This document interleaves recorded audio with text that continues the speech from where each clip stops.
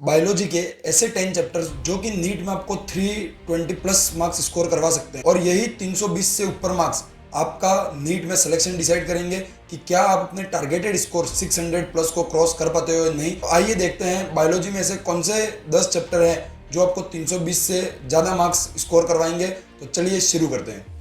Hello everyone, my name is Sudhanshu Gunjot, first year MBBS student at GMC Ratlam. जैसे कि हमने अपने पिछले 2 वीडियोस में फिजिक्स और केमिस्ट्री के ऐसे 8 और 10 चैप्टरों को डिस्कस किया था जो कि आपको 130 से 140 मार्क्स स्कोर करवा सकते हैं इजीली। और उसी के बाद इसी सीरीज में आज हम बायोलॉजी के ऐसे 10 चैप्टर्स को डिस्कस करेंगे जो कि आपको 320 प्लस मार्क्स स्कोर करवा सकते हैं।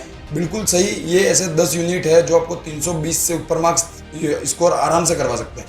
ये जो सीरीज है उसमें अपन ने फिजिक्स, केमिस्ट्री, बायो तीनों के जो वीडियो बनाए वो उन सभी स्टूडेंट्स के लिए काम के हैं। पहला, वो स्टूडेंट जिन्होंने ज़्यादा प्रिपरेशन नहीं कर रखी है उनके लिए इसलिए इम्पोर्टेंट है ये क्योंकि वो इन चैप्टर्स को भी लास्ट टाइम में पढ़ लेंगे तो एक अच्छा स्कोर कर पाएंगे। भले उनका सिलेक्शन हो पाए या ना हो पाए पर वो एक बेटर स्कोर तक पहुंच पाएंगे कि अगले साल उनको एक अच्छा कॉन्फिडेंस मिलेगा। और अगर आप किसी कैटेगरी और लोअर स्टेट से बिलोंग करते हैं तो आपका सिलेक्शन भी हो सकता है। दूसरा ये कि जिन्होंने अच्छे से पूरा सिलेबस कंप्लीट कर रखा है उनको इन चैप्टर पे इतना अच्छा फोकस करना है कि इनसे आने वाला क्वेश्चन तो आपका कभी गलत नहीं हो।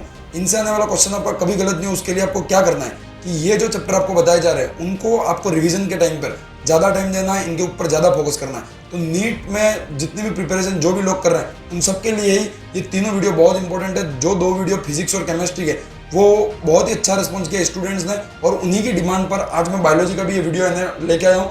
और इसका बहुत अच्छा रिव्यू होने का यही रीज़न था कि मैंने सारे चैप्टर्स को प्रीवियस ईयर जो एनालिसिस है प्रीवियस ईयर में उनसे कितने कितने क्वेश्चन पूछे गए और अब कितने पूछे जाएंगे। और सबसे खास बात इसमें यह थी कि इस साल नीट के पैटर्न में थोड़ा सा चेंज हुआ है। कई सारे चैप्टर्स हट गए, जो चैप्टर हट गए उसके बाद जो चैप्टर बचे हैं उनके ऊपर कितना वेटेज जा सकता है, हर एक चीज़ मैंने डिटेल में एनालिसिस कर मैंने वो दोनों ही वीडियो बनाई थी और उनके ऊपर भर भर के कमेंट आए कि बायो का भी ऐसा वीडियो बनाओ। तो आज बायोलॉजी के भी ऐसे इंपॉर्टेंट चैप्टर या 10 चैप्टर की बात करेंगे जो 320 प्लस मार्क्स आपको इजीली स्कोर करवाएंगे।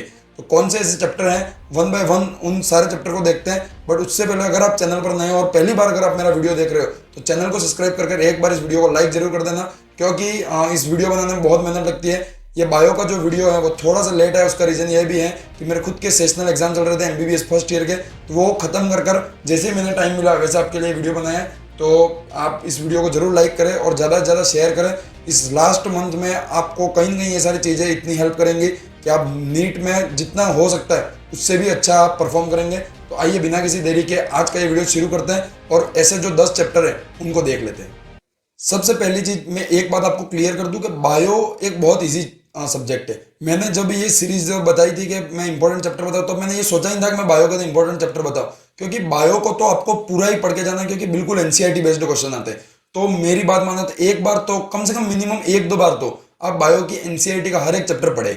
बट फिर भी ये मैं 10 चैप्टर ऐसे आपको बता रहा हूँ जिसको आपको अच्छे से पढ़ना है, हो सके तो 1 शॉट लेक्चर भी ले लो एंड एनसीईआरटी को तो पूरा घोट के पी जाओ और सारे प्रीवियस ईयर क्वेश्चन कर डालो। तो ऐसे जो 10 चैप्टर है वो यहाँ देखो, आगे मैंने जो डाटा लिख रखा है वो नीट 2022 में इन चैप्टर से कितने क्वेश्चन पूछे गए थे वो लिख रखा है और इस साल प्रोबेबली कितने पूछे जाएंगे लगभग सेम ही रहता है। कुछ 1-2 चैप्टर का चेंज होता है बट फिर भी जो प्रीवियस ईयर मैंने देखा 4-5 सालों का उस हिसाब से मैंने इन 10 चैप्टर को सेलेक्ट किया है। तो एक एक करके अपन देखते हैं। पहला है cell and cell division. NEET 2022 में दोनों चैप्टर मिलाकर 9 क्वेश्चन पूछे गए थे और सबसे इजीएस्ट यूनिट है बायोलॉजी की स्टार्टिंग ही इन चैप्टरों से होती है और इस साल भी 9 से 10 क्वेश्चन पूछे जा सकते हैं। सेकंड चैप्टर है मॉलिक्यूलर बायोलॉजी, जिससे नीट 2022 में 10 क्वेश्चन पूछे गए, 23 में भी 10 के आसपास क्वेश्चन पूछे गए और इस साल भी 10 के उससे भी ज्यादा क्वेश्चन पूछे जाएंगे। Molecular biology, biotechnology and genetics ऐसा यूनिट है जिससे भर भर के क्वेश्चन पूछे जाएंगे आने वाले नीट में, क्योंकि ये मॉडर्न बायोलॉजी की ओर इंडिकेशन ले रहा है और अपनी जो साइंस है, जो एग्जाम पैटर्न है वो भी मॉडर्न होगा धीरे धीरे।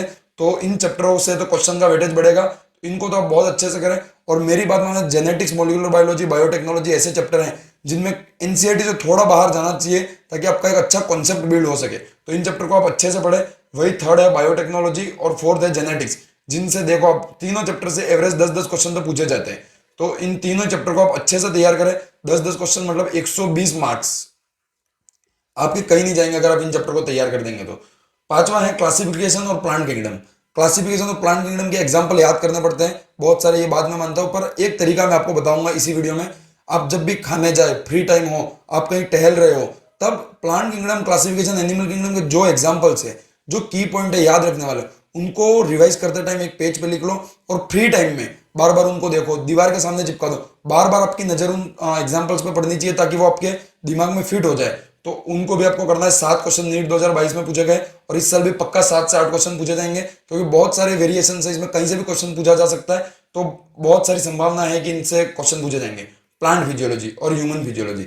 अब आप कहोगे प्लांट फिजियोलॉजी, ह्यूमन फिजियोलॉजी में 5-5, 7-7 चैप्टर है, बट ये जो चैप्टर है वो बहुत छोटे चैप्टर है comparison to molecular biology, biotechnology. आप जितने टाइम में मॉलिक्यूलर बायोलॉजी करोगे उतने टाइम में आप पूरी प्लांट फिजियोलॉजी इजीली पढ़ सकते हो और बहुत इजी पोर्शन है, इसलिए मैं उनको एक चैप्टर कंसीडर कर रहा हूं। और उसमें भी अगर आप चाहें तो ट्रांसपोर्ट इन प्लांट, उसके बाद रेस्पिरेशन और फोटोसिंथेसिस, ये 3 चैप्टर तो प्लांट फिजियोलॉजी में, और ह्यूमन फिजियोलॉजी में डाइजेशन, लोकोमोशन और उसके बाद सर्कुलेशन, इन 3 चैप्टर को इनमें ये और भी ज्यादा इंपॉर्टेंट है। इन 3 पे तो आप ज्यादा वेटेज दें, बाकी पूरा ही आप प्लांट फिजियोलॉजी, ह्यूमन फिजियोलॉजी बहुत ईजी है, केवल आप एनसीईआरटी पढ़ के जाएंगे फिर भी आप आराम से कर लेंगे।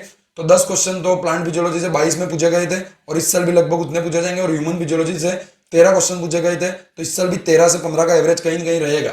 तो ये दोनों बहुत इंपॉर्टेंट यूनिट है और कॉन्सेप्चुअल बिल्डिंग के लिए भी इंपॉर्टेंट है, क्योंकि ह्यूमन फिजियोलॉजी ऐसा यूनिट है जिससे एमबीबीएस फर्स्ट ईयर की पूरी फिजियोलॉजी चलेगी। तो आप अच्छे से एक बार इनको पढ़े। उसके बाद एक 8वां नंबर पे चैप्टर आता है reproduction. Reproduction in flowering plant की बात नहीं कर रहे हैं, ह्यूमन रिप्रोडक्शन और रिप्रोडक्टिव हेल्थ। रिप्रोडक्टिव हेल्थ बहुत ईजी चैप्टर है और 1-2 घंटे में पढ़े जाने वाला एनसीईआरटी से चैप्टर, जिसमें बस कुछ कुछ चीजें याद रखनी होती है और 3 से 4 क्वेश्चन हर साल देखा जाता है कि कॉन्ट्रासेप्टिव मेथड ये कौन सा है, वो कौन सा है, नेचुरल, आर्टिफिशियल। तो ये बहुत इजी चैप्टर है जिनको आप अच्छे से एक बार पढ़े, और 5 से 6 क्वेश्चन ये चैप्टर दोनों मिला के ज्यादा दे सकते हैं, बट इतने तो मिनिमम आपके आएंगे ही सही। उसके बाद इकोलॉजी थोड़ा सा याद करने वाला पोर्शन है, मेरे टाइम पर मेरा भी वीक हुआ करता था, बट फिर भी ये 7 से 8 क्वेश्चन हर साल इससे आते हैं, तो इस साल भी आएंगे, तो आप इसको भी एक बार जरूर तैयार करें।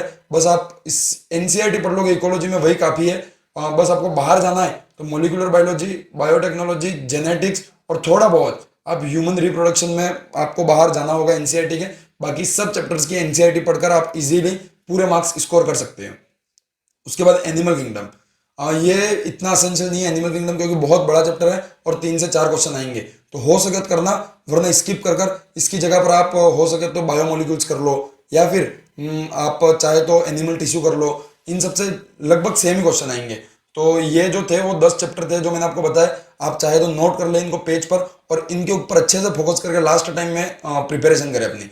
टोटल मिला के 80 to 85 क्वेश्चन आ रहे हैं, जो आपको 320 से 340 मार्क्स, सॉरी क्वेश्चन लिखा है यहाँ, मार्क्स आपको स्कोर करवाएंगे नीट में, जो कि आपको सिलेक्शन की 100% गारंटी के पास ले जा रहे हैं। क्योंकि अगर आप यहाँ इतने मार्क्स ला रहे हो तो उन दोनों सब्जेक्ट में भी अगर आप इतने मार्क्स ले आए तो आपका सिलेक्शन तो आराम से हो जाएगा। बट अगर उतने नहीं ले आ पाए तो भी अगर 140 मार्क्स भी ले आए तो आप इजीली 600+ मार्क्स आराम से ले आएंगे। तो यही जो तरीका है, जो बायो में जो इंपॉर्टेंट चैप्टर है वो मैंने आपको बताया है।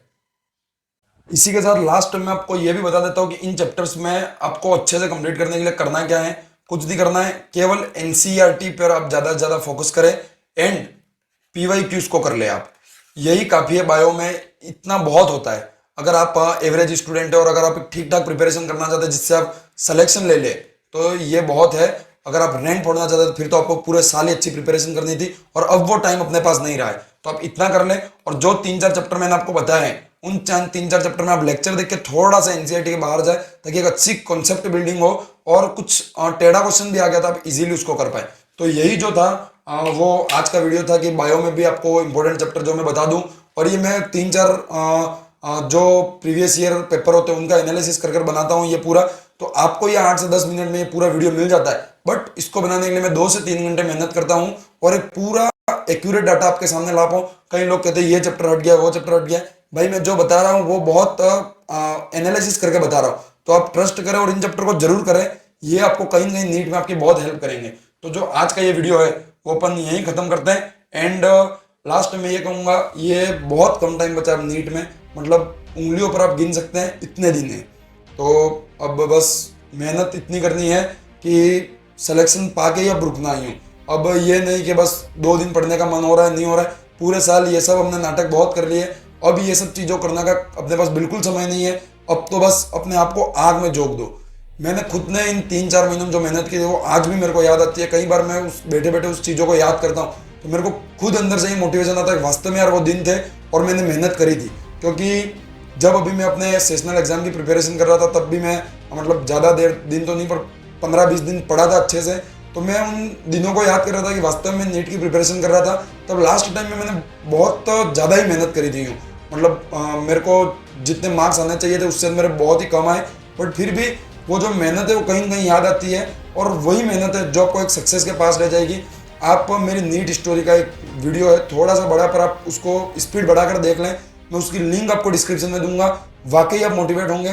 और इन 3-4 महीनों में मैंने क्या स्ट्रगल किया था। मैं सुबह 7 बजे से लेकर 2 बजे तक क्लास जाता, फिर बिना खाना खाए 2 से 4 बजे तक फिर एक्स्ट्रा क्लास में जाता और 4 से रात को 2-2, 3-3 बजे तक सेल्फ स्टडी करता, दिन के 500-500 न्यूमेरिकल सॉल्व करता। ये सब कैसे करता वो एक पूरी स्टोरी है जो मैं आपको एक सेपरेट वीडियो में नेक्स्ट डिस्कस करूंगा। तो उसको आप देखें, आपको कहीं कहीं मोटिवेशन मिलेगा कि इन 3-4 महीनों में कैसे मेहनत की जाती है। एक्चुअल में मेहनत का और कोई तोड़ नहीं है। मेहनत करो, मेहनत ही ऐसा एक चीज़ है जो मैं आपको हर वीडियो में कहता हूँ जो आपको सक्सेस दिलाएगा। आपके पास कोई दूसरा ऑप्शन नहीं है, सेकंड ऑप्शन नहीं है। तो बस मैं आपको यही कहूँगा, बस इन 3-4 महीने में इतनी मेहनत करो कि लास्ट में नीट के एग्जाम के दिन अपने आप को रिग्रेट ना करो कि बस यार मैंने थोड़ा और पढ़ लिया होता तो मार्क्स आ जाते और सिलेक्शन हो जाता। सिलेक्शन हो ना हो ये बात की बात है, अपन को अपना 100% देना है। सिलेक्शन होगा नहीं होगा वो तो उस दिन देखा जाएगा जिस दिन नीट का एग्जाम होगा और बाहर आकर अपन पेपर चेक करेंगे। और सिलेक्शन नहीं हुआ तो क्या हो जाएगा, कुछ नहीं, एक बार फिर तैयारी करेंगे, फिर अपनी मेहनत करेंगे और कम से कम इन 3-4 महीनों में मेहनत करेंगे तो उसका कुछ नहीं कुछ तो अपन को आउटपुट मिलेगा उन लास्ट टाइम में जो अपने कहीं कहीं हेल्पफुल होगा। तो बस यार मेहनत करते रहो, जी तोड़ मेहनत करते रहो। इन 3-4 महीने में आपको स्मार्ट वर्क, हार्ड वर्क सब मिक्स करना है। कैसे करना है वो टिप्स मैं आपको टाइम टू टाइम देता दूंगा। मेरे भी एग्जाम खत्म हो गए, मैं बिल्कुल कंटिन्यूअस कंसिस्टेंटली अपने चैनल पर वर्क करूंगा। मैंने अपने टेलीग्राम चैनल पर भी अभी कई फिजिक्स के हाईलाइटेड एनसीईआरटी के पीडीएफ भेजी है, इनऑर्गेनिक के शॉर्ट नोट्स, फिजिकल केमिस्ट्री के फॉर्मूला शीट है। मैं दिन भर दिन कुछ न कुछ भेजता जा रहा हूँ ताकि आप उनको पढ़े और आपकी हेल्प हो। तो आप टेलीग्राम चैनल को भी ज्वाइन कर रहे हैं, लिंक नीचे डिस्क्रिप्शन में दे रखी है। तो मेहनत करते रहिए, बस यही कहूँगा। और आज का ये वीडियो जो है वो यहीं खत्म करते हैं। Thank you very much and all the very best for your upcoming NEET exam. आगे भी आपको कोई हेल्प चाहिए तो कमेंट बॉक्स में बताएं, मैं आपको जरूर करूंगा। और पर्सनल मैसेज करना चाहे टेलीग्राम पे आप कर सकते हैं, चैनल की लिंक नीचे डिस्क्रिप्शन में दे रखी है। Thank you very much, bye bye, all the very best.